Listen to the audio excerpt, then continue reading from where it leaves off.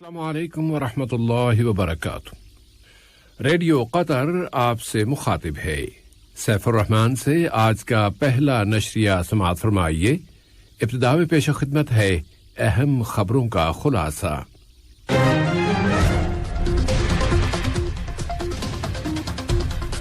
صاحب سمو امیر اور گینی ایکواٹور کے صدر کے درمیان دیوان امیری میں سرکاری مذاکرات ہوئے ہیں۔ تیونس کی حکومت کے سربراہ نے تیونسی عوام کی مدد پر قطر کا شکریہ ادا کیا ہے۔ یمن کے لیے اقوام متحدہ کے ایلچی نے تنازع کے تمام فریقوں سے اپیل کی ہے کہ وہ جنگ بندی کے لیے بین الاقوامی سفارتی ہم آہنگی سے استفادہ کریں۔ اور تہران نے واشنگٹن سے اپیل کی ہے کہ وہ ایٹمی سمجھوتے کی طرف واپسی کے لیے ایک واضح سیاسی فیصلہ کر لے۔ سامعین، یہ تھا اہم خبروں کا خلاصہ، اور اب پیش خدمت ہے ریڈیو قطر سے آج کا پہلا مفصل نشریہ۔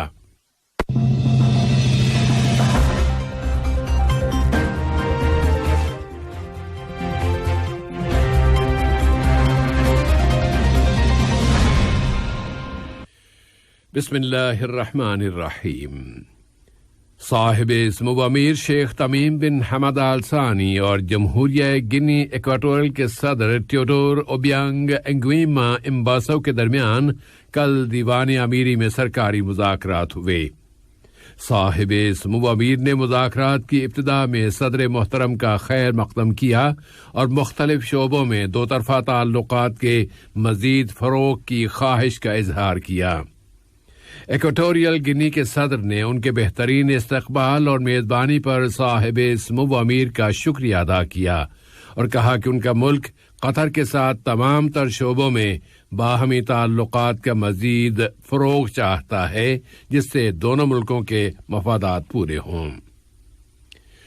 صاحب سمو امیر شیخ تمیم بن حمد آل ثانی سے دیوان امیری میں برادر ملک جمہوریہ تیونس کے وزیر اعظم و قائم مقام وزیر داخلہ جناب ہشام المشیشی نے ملاقات کی ہے۔ ملاقات میں دو طرفہ تعلقات، انہیں فروغ دینے کے وسائل اور مشترکہ دلچسپی کے علاقائی و بین الاقوامی مسائل پر گفتگو کی گئی ہے۔ وزیر اعظم و وزیر داخلہ شیخ خالد بن خلیفہ بن عبدالعزیز آل ثانی بھی اس ملاقات میں شریک تھے۔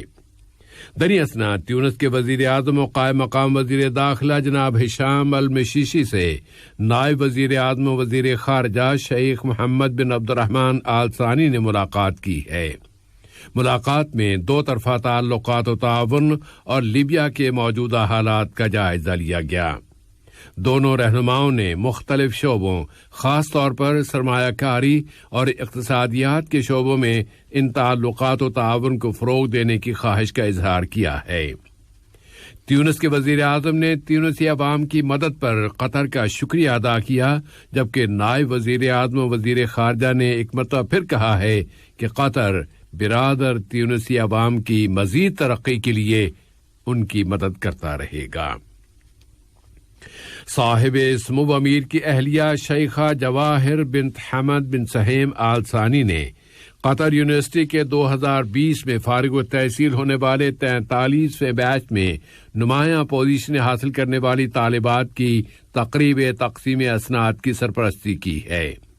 شیخہ جواہر نے ان نمایاں پوزیشن حاصل کرنے والی 374 طالبات کو انعامات سے بھی نوازا، جبکہ مختلف شعبوں میں فارغ التحصیل ہونے والی طالبات کی کل تعداد 2455 ہے۔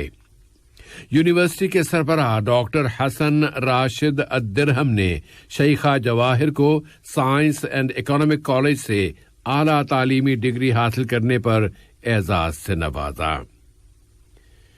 مجلس شورا نے اس کے اسپیکر جناب احمد بن عبداللہ بن زید آل محمود کی صدارت میں ہونے والے اپنے معمول کے ہفتہ روزہ اجلاس میں صاحب سمو امیر شیخ تمیم بن حمد آل ثانی کی ان مسلسل کوششوں کی تعریف کی ہے جو وہ وطن کی عزت و سربلندی اور شہریوں اور ان کی اگلی نسلوں کی خوشحالی کے لیے کر رہے ہیں۔ ان کوششوں میں سر فہرست 2030 کے نیشنل ویژن کی تیاری اور اس کا نفاذ ہے۔ شورا نے منصوبہ بندی اور شماریات کی اتھارٹی کے سربراہ ڈاکٹر صالح بن محمد النابت کی جانب سے 2030 کے نیشنل ویژن کو پورا کرنے کے لیے ملک کی کوششوں کی تفصیلات اور اس وقت درپیش رکاوٹوں کے بارے میں معلومات حاصل کی اور پھر اپنی سفارشات کابینہ کو روانہ کرنے کا فیصلہ کیا، جن کے ذریعے وہ اس نیشن ویژن کی تکمیل کی کوششوں میں حصہ لے رہی ہے۔ اس طرح جو رکاوٹیں بھی دور کی جا سکتی ہیں انہیں ہٹا دیا جائے۔ وزارت مواصلات و کمیونیکیشن سینٹ پیٹرزبرگ کے بین الاقوامی فورم برائے 2021 میں شرکت کرے گی۔ یہ فورم 2 جون سے 5 جون تک جاری رہے گا۔ وزیر مواصلات و کمیونیکیشن جناب جاسم بن سیف السلیتی نے کہا ہے کہ سینٹ پیٹرزبرگ کا عالمی اقتصادی فورم ایک انتہائی اہم فورم کی حیثیت رکھتا ہے اور ہم اس میں شرکت کرتے ہوئے اپنے روسی ہم منصب اہلکاروں کے ساتھ مل کر دونوں ملکوں کے درمیان تعاون کو فروغ دینے کے وسائل تلاش کریں گے اور اس موقع پر یہاں قطر میں ٹرانسپورٹ، کمیونیکیشن اور IT کے شعبوں میں موجود سرمایہ کاری کے مواقع پر روشنی ڈالی جائے گی۔ وزیر ثقافت و کھیل جناب صلاح بن غانم العلی سے جمہوریہ تیونس کی یوتھ اینڈ سپورٹس کی وزیر محترمہ سہام العیادی نے ملاقات کی ہے۔ ویڈیو کمیونیکیشن کے ذریعے ہونے والی اس ملاقات میں دونوں ملکوں کے درمیان مشترکہ تعاون کے پہلوؤں اور اسے اسپورٹس اور نوجوانوں کے شعبوں میں فروغ دینے کے وسائل پر بات چیت کی گئی۔ قطر نے جاپان کی واسیدا یونیورسٹی میں اسلامی علاقے کی اسٹڈیز کی چیئر قائم کیے جانے کے اقدام کو بہت قیمتی بتایا ہے۔ یہ عمل جاپان کے ساتھ سائنس، اکیڈمک اور تحقیقات کے شعبوں میں تعاون کے فروغ کے لیے صاحب سمو امیر شیخ تمیم بن حمد آل ثانی کی ہدایات کے نفاذ کا ایک نتیجہ ہے۔ وزارت صحت عامہ نے بتایا ہے کہ ملک میں کورونا وائرس کے مزید 228 کیسز رجسٹر ہوئے ہیں اور مزید 329 بیمار صحت یاب ہو گئے ہیں۔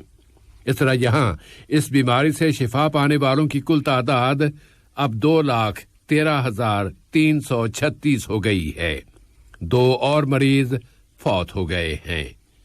ملک میں کورونا وائرس کے خلاف جاری ویکسینیشن کی قومی مہم میں گزشتہ 24 گھنٹوں کے دوران 30,608 ڈوزز دی گئیں، جبکہ اب تک دی جانے والی ڈوزز کی کل تعداد 2,545,193 بتائی گئی ہے۔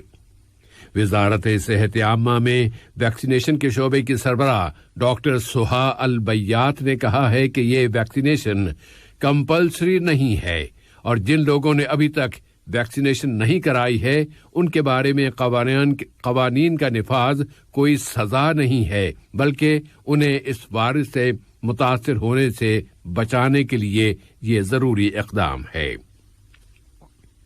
روسی ایجنسی اسپوٹنک کو دیے گئے اپنے ایک انٹرویو میں یہاں کی معاون وزیر خارجہ اور وزارت خارجہ کی سرکاری ترجمان محترمہ لولوا بنت راشد الخاطر نے کہا ہے کہ دوحہ کسی بھی علاقائی طاقتوں کے درمیان ثالثی کا کردار ادا کرنے کے لیے تیار ہے، اور یہ ثالثی کا یہ کردار خواہ واشنگٹن اور اسلامی مزاحمتی تحریک حماس کے درمیان ہو یا پھر ایران اور سعودی عرب کے درمیان، کیونکہ دوحہ بین الاقوامی استحکام اور امن و سلامتی کے لیے ثالثی کی اہمیت پر یقین رکھتا ہے۔ اسی طرح برطانیہ کی اسکائی نیوز چینل کو انٹرویو دیتے ہوئے انہوں نے کہا ہے کہ غزہ کی محصور پٹی پر اسرائیل کی جارحیت بالکل بے جوڑ ہے اور اسرائیل اس دور کی آخری استعماری طاقت ہے۔ انہوں نے بتایا کہ قطر وہ 45 رہائشی یونٹس دوبارہ تعمیر کرے گا جو اسرائیل نے غزہ پر اپنی جارحیت میں تباہ کر دیے ہیں۔ یمن کے لیے اقوام متحدہ کے ایلچی مارٹن گرفت نے اپنے دورہ صنعاء کے دوران یمنی تنازع کے تمام فریقوں سے اپیل کی ہے کہ وہ یمن میں جاری جنگ کو بند کرانے کے لیے علاقائی اور بین الاقوامی سفارتی ہم آہنگی سے استفادہ کریں۔ انہوں نے کہا کہ ایک غریب ملک میں ایک تباہ کن جنگ جاری ہے۔ اور آج کے اس نشریے کی آخری خبر یہ ہے کہ ایران نے امریکہ سے اپیل کی ہے کہ وہ ایٹمی سمجھوتے کی طرف واپسی کے لیے ایک واضح سیاسی فیصلہ کر لے۔ ایران نے کہا ہے کہ وہ اپنے عوام کے حقوق سے ہرگز پیچھے نہیں ہٹے گا اور وہ اس سمجھوتے میں کسی ترمیم کو بھی ہرگز قبول نہیں کرے گا۔ وعدے رہے کہ ویانا مذاکرات کا 5واں دور اس وقت جاری ہے اور ایرانی وزارت خارجہ کے ترجمان سعید خطیب زادہ نے کہا ہے کہ اگر تمام امور پر مفاہمت ہو جاتی ہے تو مذاکرات کا یہ دور مذاکرات کا آخری دور ہو سکتا ہے۔ آج کا یہ نشریہ ختم ہونے سے قبل اہم خبروں کا خلاصہ ایک مرتبہ پھر۔